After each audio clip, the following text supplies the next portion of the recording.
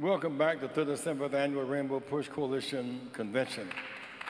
A particular focus in this session on how to reclaim our children. 7 of 10 young Black and Latino males are not finishing high schools in our major cities. Of those in jails, 90% are high school dropouts. That's a school to jail pipeline. There's severe alienation between teacher and student and different distance between parent and children.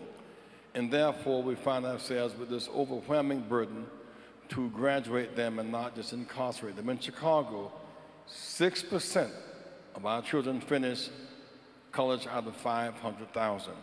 That is our predicament today. I want to introduce our last panel today, Attorney Torrey Dixon. Give him a hand, please.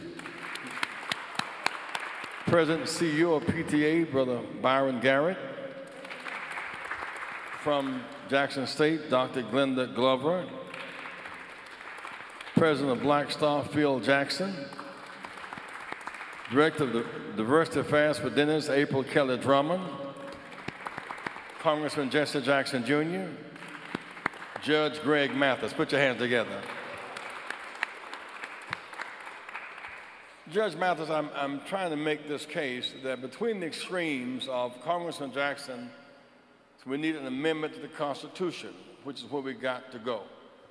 The question for me becomes what vehicle will take us and who has the interest in taking us there? A teacher's going to lead that fight, or a superintendent's going to lead that fight. Who cares enough to get us from where we are to where he says we need to go?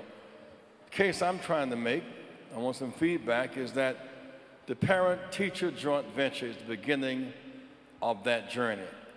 And so we seek this year to get 1 million parents talking with the top radio personalities and those who influence our culture, and TV, and Comcast, and TV One, and others, to do 6 simple propositions. 1, take your child to school. 2, meet your child's teachers. 3, exchange home numbers. 4, turn the TV off 3 hours a night. 5, pick up your child's report card every 9 weeks and take your child to church, temple, or synagogue once a week. In part, Judge, I get it from this. As I go to the schools, you and I often go together. I ask the kids, do you have a good basketball team? And they scream. I ask the captain, speak to me. How many days a week do you practice? They say 6. How many hours? Usually 3 to 4 days, 4 hours a day. Do you ever have radio, TV on at practice? They say no. Does your girlfriend ever come to your practice? They say, of course not. When you're sweating and get tired, what do? They say, we suck it up and keep running. Somehow we produce with that discipline the best basketball players on earth, and that commitment is not being transferred. Judge, what's missing?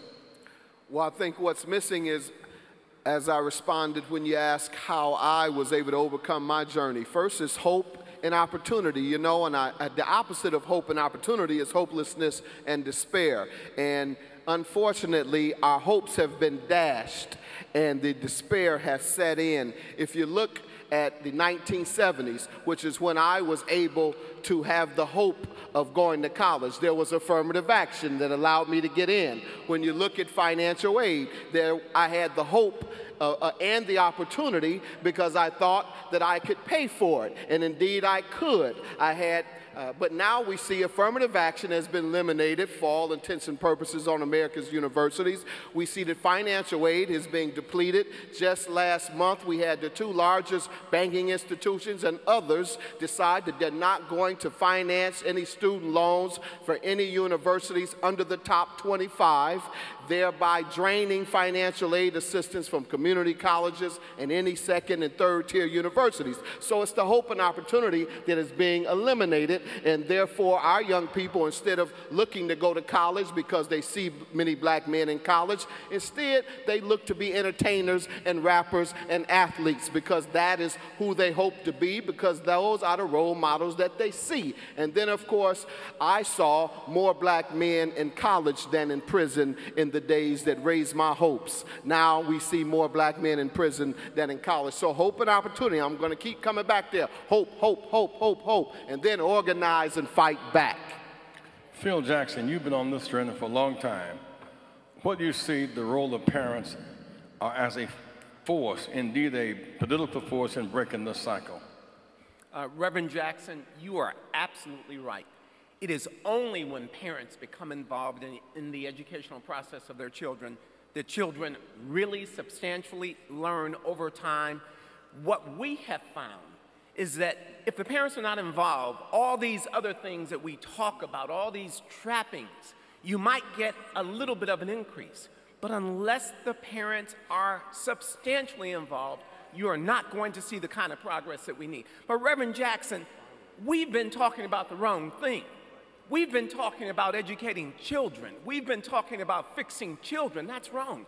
Number one, we've got to fix the whole family. We've got to fix communities. And Reverend Jackson, we have to fix America. The panelists before me, they talked about 2 different school systems, 2 different states.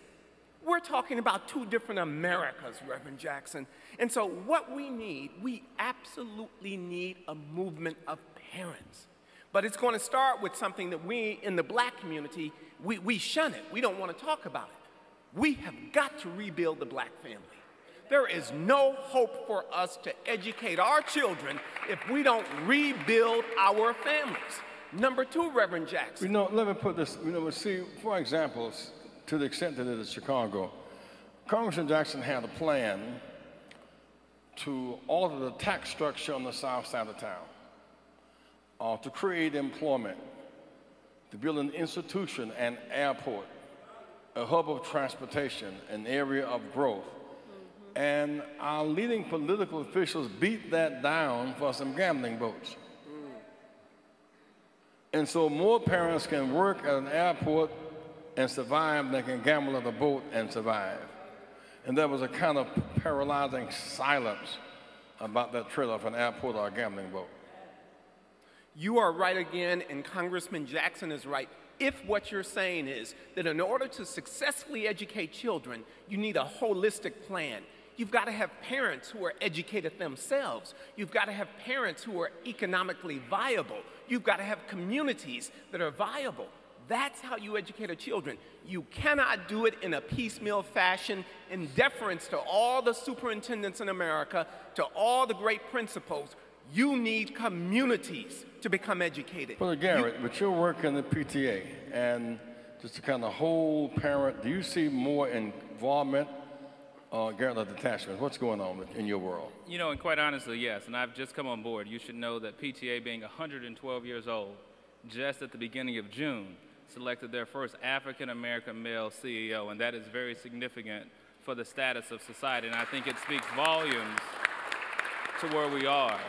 But to the question at hand, when you think of how parents engage, part of the challenge is, as Phil was just saying, we're thinking about how do you educate, how do you bring together the whole family, but the reality is, I have no biological children, but I've spent the last 16 years raising both of my nephews. And so this whole concept of what it means to be a parent in this particular day and age has shifted. We need aunties and big mamas and grandmamas and sisters and uncle and Pookie, Ray Ray, Boo Boo, and everybody else have got to begin to come to the table to get engaged. We talk about the political campaign. Our question at PTA becomes the question of the day. Where is the campaign for children?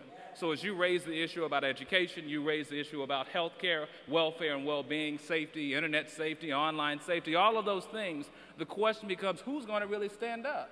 Who's the person, the organization, the individuals? We have 5.5 million members across the country, and every single day, we're still steadily trying to recruit. So when you say you want to get 1 million parents engaged, PTA is right behind supporting that because we recognize in this society, the statistics clearly show that when you want to see academic success and academic gains, it starts at the home, whether that's in the current home or whether that's the extended family.